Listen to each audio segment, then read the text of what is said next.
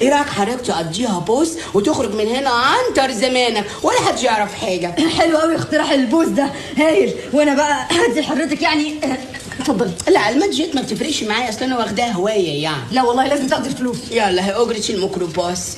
اهلا وسهلا. يلا بوس بقى، يلا بوس. انا بقول يعني نتعرف على بعض الاول. اسم الحلوه ايه؟ الاسم الحقيقي ولا بتاع الحكومه؟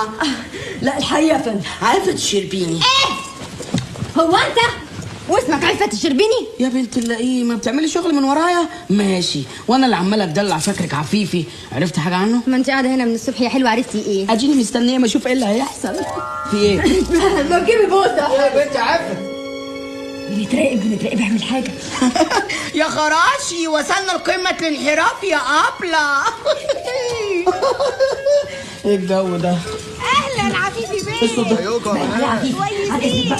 بيه. قبل ما يخش عند واحده ثانيه. طب اقول لك ايه يا عفت، اتاخرت عليكي نص ساعه بالكتير، انقذيني. اوعي تسيبيني، اديك سامعه عفيفي من بره جمل، امال لما يجي هيبهدلني. ابوس ايدك. خايفه من ايه يا لوزه؟ ده انت اللي من سنه 84 كده عفت.